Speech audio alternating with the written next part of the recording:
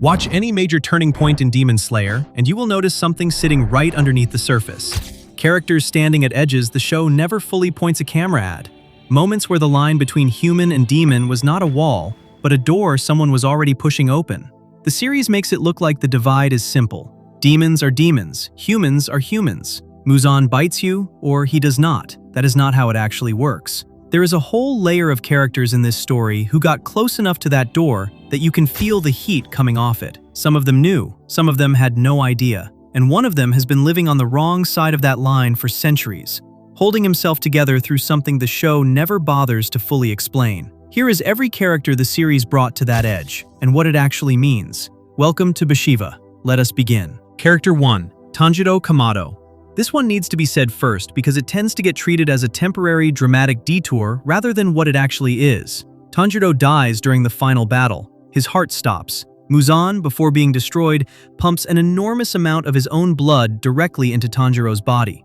The stated goal is to complete a change, to use Tanjiro as a container for his own survival. A new Muzan, a demon built from the most resistant human the battle produced. The change begins. Tanjiro's cells start converting. His body begins reacting to sunlight the way a demon's body would. His personality is still present underneath, but slowly fading, and the people around him can see it happening in real time. What pulls him back is not a technique or a physical counter. It is the combined effort of everyone still alive calling him back. Kanao's voice reaching him specifically through a method the series connects to her own final coin flip and what she chose. His own will stabilizes before the change completes, and his body reverses. What the series establishes here is that the conversion was not symbolic or used just for drama. Tanjiro was mid-transformation. His cells were changing. The only reason he did not complete it is that enough of him remained present to refuse. The boy who spent the entire series fighting to keep his sister human almost became what he was fighting. And the reason Muzan chose him specifically, out of everyone on that battlefield, connects directly to what made Tanjiro dangerous in the first place. Character 2. Nezuko Kamado. Nezuko is the most visible case in the series, but the part that tends to get missed is how complete her transformation actually was, and what surviving it required.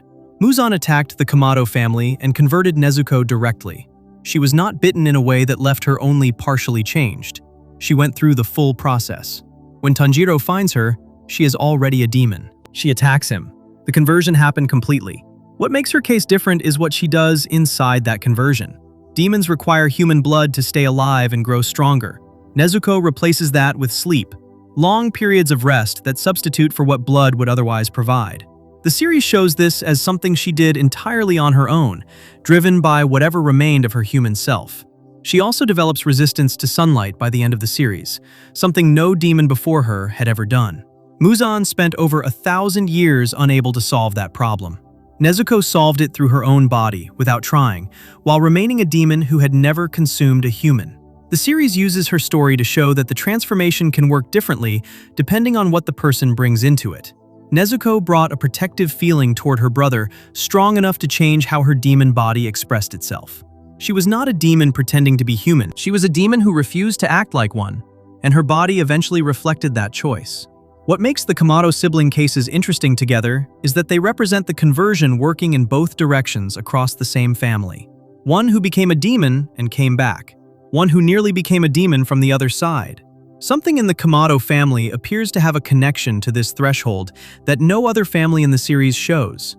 And the reason for that connects to a decision made 4 centuries before either of them was born. Character 3. Muzan Kibutsuji himself. This one gets overlooked because Muzan is so thoroughly the villain that it is easy to forget he started as a human being dying of a disease. During the Heian period, over 1,000 years before the events of the series, Muzan was a nobleman with a disease that was killing him. A doctor developed an early medicine using the blue spider lily plant. The treatment was working, but Muzan decided it was too slow, killed the doctor before the process was finished, and was left with an incomplete result. The conversion happened, but not fully. He gained everything a demon has: the ability to heal, power, and a life that would not end naturally. And he also got the demon's biggest weakness to sunlight. The problem he spent over 1,000 years trying to fix was one he created himself, by killing the man helping him before the work was done. Every demon he created after that point was part of a plan. He was searching for a human who could survive the conversion and develop resistance to sunlight, which would allow him to take that ability and apply it to himself. He turned people into demons not out of pure cruelty, but because he was running a 1,000-year experiment on his own condition, using human lives as test subjects. The character who is the most powerful demon in the series and the source of every other demon that exists is himself the product of an unfinished medical procedure he destroyed in a moment of impatience. He was a sick man who could not wait. Everything that follows in the story, every death, every demon, every destroyed family, comes from that one decision made over 1,000 years ago. Character 4. Kokushibo. Kokushibo is Yoriichi's twin brother. He became a demon on purpose, and the reason he did it is one of the most specific and quietly painful things in the entire series. His name before the change was Michikatsu Tsugikuni. He was a skilled demon slayer who created his own fighting style called moon breathing. He was talented. He reached a high level. His twin brother was Yoriichi, the person who created sun breathing from his own natural movement as a child. The person the series shows as the most gifted human being to ever exist in this story's world. They grew up together. Michikatsu watched Yoriichi do, without effort, what Michikatsu could never reach, even when trying his hardest. He was afraid of dying before he could close that gap. A demon connected to Muzan approached him with an offer. He accepted and became a demon. He then spent centuries as Upper Rank 1, the most powerful demon after Muzan, continuing to develop the fighting style he had built as a human. He became genuinely powerful. And then in his final meeting with Yoriichi, who was 80 years old and dying of old age, Kokushibo was so completely outmatched that he could not land a finishing blow. The man he had given up his humanity to surpass came back one final time to show him the gap had not closed. The series reveals, through Kokushibo's final moments, that he had kept his human eyes across centuries of being a demon. He wanted to keep watching, even after everything he had done to extend the time he had. His final regret is not the violence. It is that he cannot figure out what Yoriichi had that he could never find in himself. He gave up his humanity for more time. He got the time. He never got the answer. Before we move on, if you're enjoying this analysis, please consider subscribing. It helps the channel tremendously. Character 5. Guillu Tomioka. Guillu's closeness to this edge is not physical. It works through a specific detail the series establishes and then never heavily focuses on. During final selection, the entrance exam for the Demon Slayer Corps, held on a mountain where actual demons are released among the candidates, Guillu survived. His close friend Sabito did not. Sabito saved almost every other candidate on the mountain before being killed by the Hand Demon, the oldest and most powerful demon there. Guillu survived because Sabito's actions protected him long enough for the exam to end. He has carried that specific fact forward into his entire career as a Hashira. He does not believe he deserves the rank. The series does not present this as him being too humble.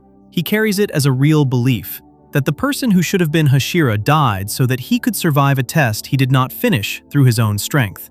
This shows in how he operates alone. He does not interact with other Hashira. He stands apart in group settings. When Shinobu points out directly that no one likes him, he does not argue. He agrees. He has spent his career at the top of an organization that was supposed to be Sabito's destination, carrying that quietly. The closeness to the edge here is inside his mind. Guillu has been standing at a line between functioning and breaking for years. He holds himself together through commitment to the mission, but the foundation underneath that is a debt he believes he cannot repay. The series does not resolve this through a dramatic breakdown. It resolves it through Tanjido, specifically through Tanjido's refusal to accept Guillu's view of himself and the connection that builds from that. A character does not need to nearly become a demon to be close to an edge. Sometimes the edge is quieter than that. Character 6. Inoske Hashibira. Inosuke's backstory is the one that tends to hit hardest on a second watch, because it makes the loud, aggressive surface character look completely different once you have it. His mother, Kotoha, ran away from a dangerous group as a young woman. She had been living inside a group controlled by a demon, Doma, Upper Rank 2, who consumed the people in his group while keeping up the appearance of a religious leader. Kotoha realized what was happening. She ran with baby Inoske in her arms and threw him into a river to save his life before Doma caught her. He survived. He was raised by boars in the mountains. He had no human contact growing up, no real language at first, no way to understand other people. He built himself into a fighter entirely through instinct and physical experience. When the series picks him up, he is wild in a real sense. Not as a personality choice, but as an accurate description of how he grew up. He eventually learns that his mother existed, that she tried to protect him, and that the demon who killed her is one of the enemies he ended up fighting alongside Tanjiro's group. Doma, at the time of that fight, does not remember Kotoha clearly enough to identify her by name. She was one of many. Inoske grew up at a real edge, left to die, raised outside human society, with no knowledge of the world that shaped his mother's death. The reason he survived at all is that she threw him toward a river rather than let Doma reach him. He has been running from that moment his entire life without knowing it was there. His path through the series is a person slowly re-entering the human world. From a distance, most people do not survive. Character 7. Canal Tsui. Canal's position on this list is the least obvious and probably the most important to understand for what it says about how the series treats the human side of this threshold. She was sold as a slave when she was very young. Shinobu and Kanai Kocho found her and bought her freedom. She had by that point stopped making decisions entirely. Any choice, what to eat, which direction to walk, anything, was beyond her. She had shut that part of herself down as a way to survive. The series describes her as having almost no inner voice left. Her solution was a coin. Every decision went to a flip, heads or tails. The coin was given to her by Kanai, and she used it for everything. This is what she brings into her training and eventually into her role fighting demons. She is technically very skilled. Her flower breathing reaches a high level, and she has sharp vision that allows her to copy and predict how opponents move. But she runs on outside input. The coin decides. She watches and reacts, but does not act from her own choice. The shift happens in 2 stages. The first is Tanjiro, who reaches her in a specific interaction early on. He tells her she should choose with her heart, not a coin. Something in how he says it opens something she had closed. She begins making small choices without the coin. The second stage is the final battle. She uses a medicine that makes her vision sharper at the cost of permanent damage to her eyesight. She makes that decision on her own, from her own will, to save Tanjiro. She goes nearly blind doing it. The closeness to the edge in Kanao's case is about identity itself. She had taken apart the part of herself that makes choices. The series tracks her slow rebuilding of that part, and the moment she puts her sight on the line for a decision she made completely alone is when that rebuilding finishes.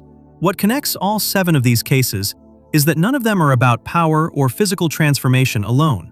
Tanjiro mid-conversion, Nezuko changing how her demon body worked, Muzan as an unfinished experiment, Kokushibo measuring himself against a twin he could never match, Guillu carrying a survival he did not believe he earned, Inosuke running from a moment he never knew existed, Kanao putting herself back together after being taken apart when she was still too small to understand what was happening.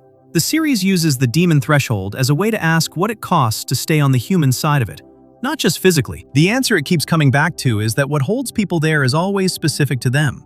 A person calling you back, an instinct you cannot explain, a debt you intend to pay, a decision you finally make without the coin.